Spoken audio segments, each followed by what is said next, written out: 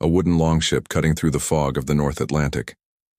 Fierce waves crash against its hull, and tall warriors with round shields stand firm, braving the storm. They are the Vikings, explorers from the far north of Europe. But here's the twist. Nearly 500 years before Christopher Columbus set sail in 1492, these Norse adventurers may have already reached the shores of North America. Today we uncover a forgotten chapter of history, the story of the Viking journey to America, long before Columbus. The Vikings hailed from Scandinavia, modern-day Norway, Sweden, and Denmark, between the 8th and 11th centuries. They were known as raiders, traders, and above all, fearless seafarers. With their iconic longships, they could travel thousands of kilometers, navigating rivers in Europe, reaching as far as the Middle East, and even crossing open oceans. Their hunger for discovery drove them westward. They settled in the Faroe Islands, then Iceland, and from there they pushed further into the unknown. This restless spirit eventually led them across the Atlantic, into lands no European had mapped before. By the late 10th century, a bold and controversial Viking named Eric the Red was exiled from Iceland. Instead of giving up, he sailed further west and discovered a massive island. He named it Greenland, a clever piece of marketing to attract settlers, even though much of it was covered in ice. Greenland became the stepping stone. From this harsh new colony, Eric's descendants would sail even farther into uncharted waters and stumble upon a continent the Old World had never truly seen before.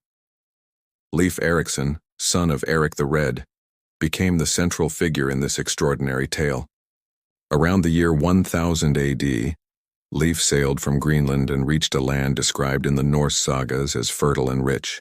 There were forests, rivers filled with fish, and wild grapes growing in abundance. The Norse called it Vinland, the land of wine. For centuries, historians debated whether Vinland was real. But in the 1960s, an incredible discovery changed everything. Archaeologists unearthed a site at L'Anse aux Meadows in Newfoundland, Canada.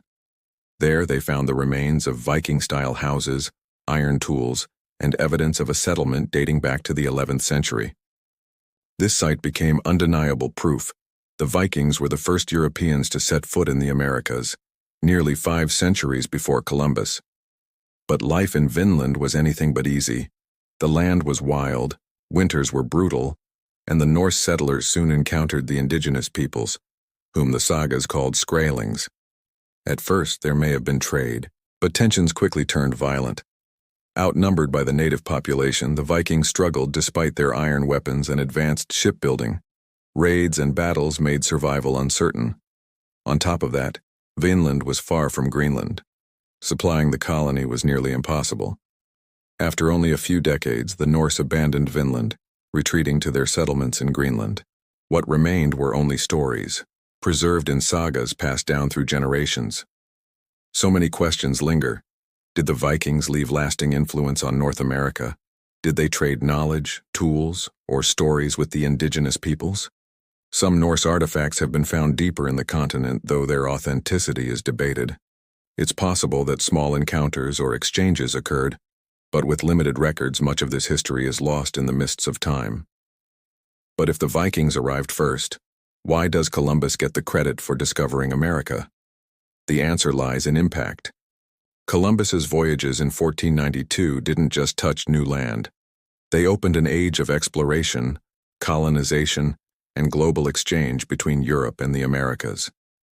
His journey sparked a chain reaction that permanently linked the two worlds.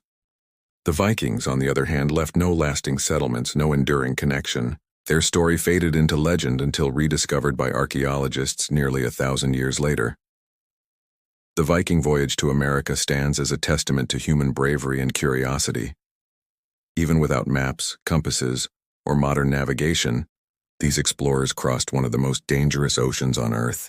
Today, Leif Erikson is celebrated in parts of North America, recognized as the true first European to reach its shores. His journey reminds us that history is not always what we were taught in school.